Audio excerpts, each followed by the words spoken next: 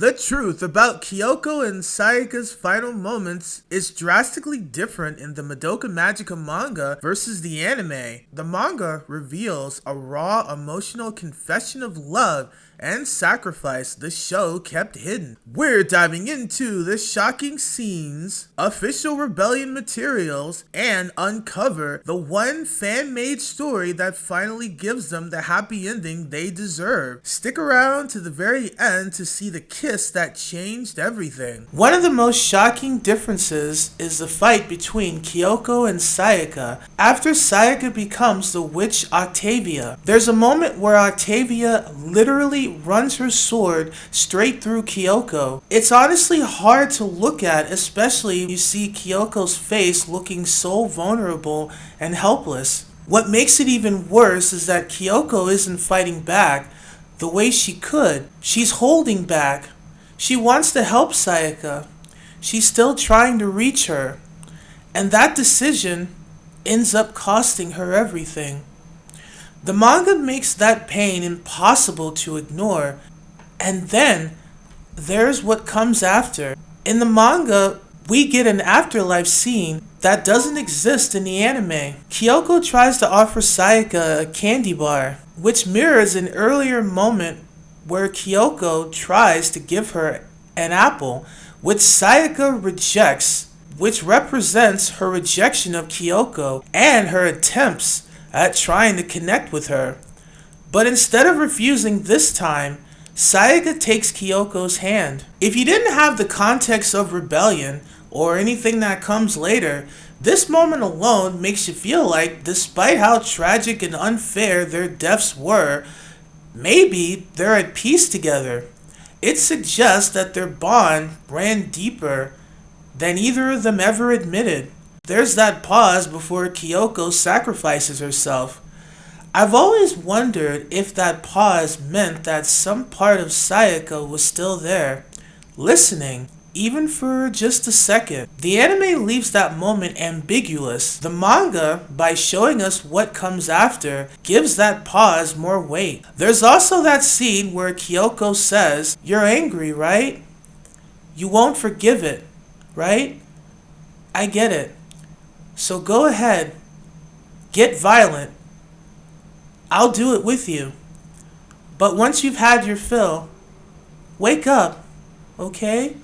I see part of myself in that line, because honestly, I can see myself dying the same way for someone else, throwing myself into someone's pain, trying to carry it with them, even if it destroys me in the process. There's something painfully beautiful in that kind of empathy, wanting to help someone so badly that you'd burn yourself just to keep them warm. In the manga, Sayaka is shown as this ethereal mermaid figure during that moment, instead of the abstract red and blue visuals from the anime. And I don't know, something about that choice makes Kyoko's words feel even more loving. She's not judging Sayaka, she's saying, "I understand your pain. I'm not afraid of it. I'll stay with you through it." That kind of empathy is rare, and is what I think the world needs more of today. Kyoko used to believe in justice the same way Sayaka did. Before her father's betrayal, she wanted to be the hero. She believed in doing the right thing. Seeing Sayaka lose herself probably reminded Kyoko of the girl she used to be.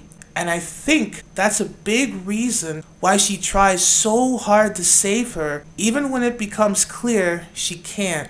She lets herself die trying, and in a sad way, asks Sayaka to die with her. And honestly, when I think about Kyoko's sacrifice, it's hard not to connect it to real life. There are times, especially in my job, working a customer service, when I feel like I have to swallow my emotions every day. I deal with angry people taking things out on me that aren't my fault. It's exhausting, and it feels like a constant sacrifice. Kyoko's sacrifice is obviously much bigger, but the core feeling is similar. Giving yourself up emotionally for someone else. Choosing empathy when it hurts, especially when it hurts.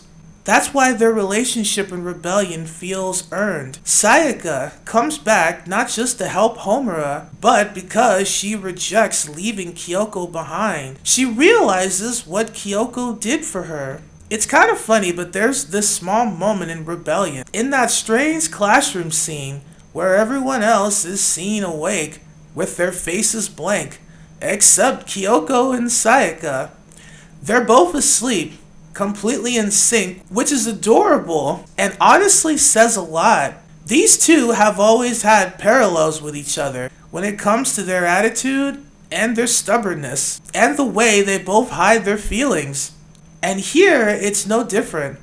It's probably the closest thing we'll ever get to seeing them sleeping next to each other, which is wild when you think about everything they went through in the original series. After all that pain and fighting, this is them finally resting and finally at peace. Even if their desks aren't right beside each other, the fact that they're both asleep at the same time feels symbolic. It shows how connected they are. It was even stated by the director, Shimbo, the film was partly about giving the girls happy moments after the TV series tragedies, which heavily featured Sayaka and Kyoko reconnecting. The Rebellion official materials back that up completely. In the Only You guidebook, Umi Aoki, the character designer, expresses happiness that Sayaka in Rebellion seems to finally understand and appreciate Kyoko's efforts from the TV series, which she initially felt were one-sided. She notes, Sayaka was aware of how much Kyoko suffered trying to bring her back, of how Kyoko died with her in the end. This ties into Sayaka's post-Law of Cycles awareness, making their bond feel reciprocal. In the Rebellion pamphlet, which includes the theatrical interviews, Urabuchi discussed how Sayaka returns as a more knowing character, aware of timelines and events, contrasting her with Homura. Urabuchi himself has called Sayaka his favorite character to write from earlier interviews, and while he doesn't explicitly label Kyosaya as romantic, the Rebellion setup, which features their regretful confessions as well as hand-holding, leans into the emotional depth that fans love. And character designer Jun Ichiro Taniguchi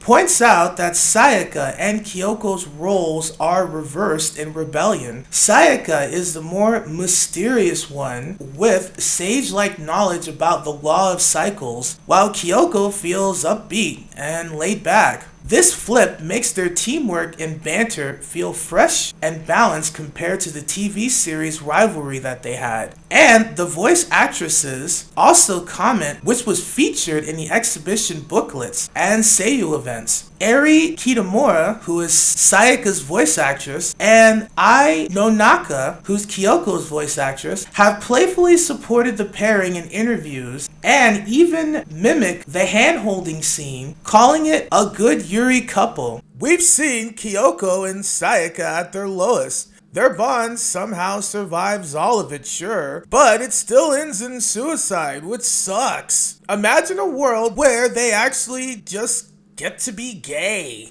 And that place actually exists. It's a doujin manga. A fan-made one that tells a different kind of story. A sweeter story. One that's just full of wholesome meaning. The manga opens with the most adorable artwork you can imagine.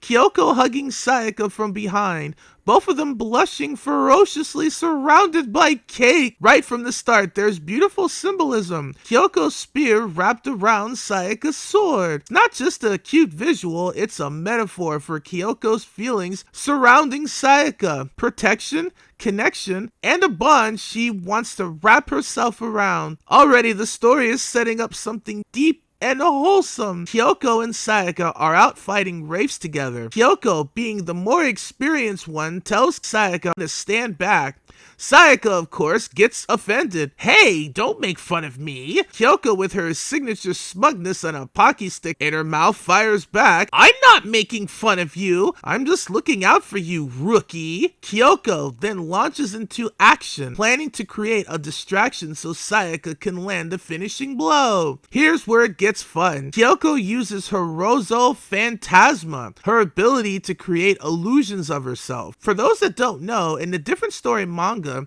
Kyoko originally had this ability before she abandoned it after resenting the wish she made for her father. This doujin doesn't explain why she still has it. It's simply a what-if story where she kept the power. These illusions, they have a mind of their own. Kyoko unleashes her illusions, but instead of attacking the wraiths, cling to Sayaka, hugging her from behind. It's hilarious and adorable, but it's also dangerous because Sayaka gets distracted. A wraith charges at Sayaka. Kyoko, the real Kyoko, leaps between them, taking the hit herself to protect Sayaka, and then she's knocked unconscious. Kyoko wakes up in Mami's house, with Mami tending to her injuries. Turns out Sayaka saved Kyoko from the wraith, even healing most of her wounds. Mami reassures Kyoko everything is okay. Sayaka, meanwhile, makes fun of Kyoko. Girl, your illusions are a piece of work. Kyoko gets flustered and snaps back. I was trying to help you, Baka. Sayaka, classic Sayaka, teases her even more. I didn't ask for your help, woman. Mind your own business. Mami steps in, telling them both to calm down and stop acting like children, and that Kyoko needs to rest. Sayaka even agrees, saying Kyoko should at least say thank you for being saved and stop acting like a brat. Kyoko, defeated and pouting, lies back in bed, and as she's resting, she overthinks. Why did her finishing move fail? Why did her illusions cling to Sayaka instead of fighting? Deep down, she already knows the answer. It's because of her feelings.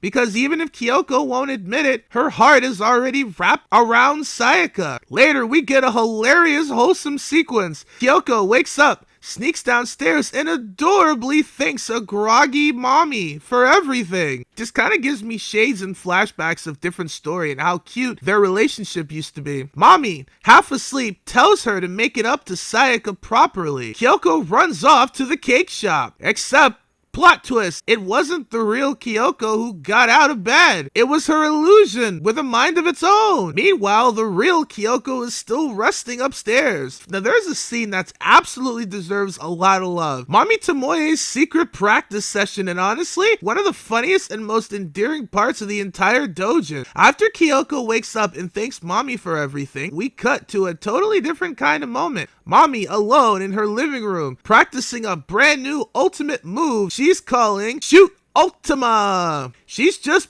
posing with her finger of death, trying to perfect her form like a magical girl pop idol practicing a dance routine. Kyoko walks in to Mami babbling and stuttering, saying she has to do this so people don't get tired of her, which breaks the fourth wall. I mean, what people is she even talking about here? It's funny at first, but then it hits you. This is a glimpse into Mami's real heart. Even someone as graceful and powerful as Mami worries about being forgotten. She worries that if she's not dazzling, sparkling, and flawless, people will stop paying attention. She hides that fear under smiles and ribbons, but it's there.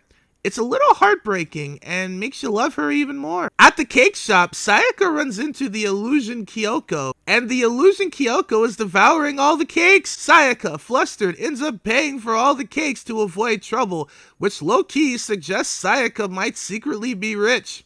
The illusion Kyoko then hugs Sayaka, and then kisses her. Sayaka flushes red, confused and overwhelmed, and the illusion Kyoko straight up says, "I love you, Sayaka."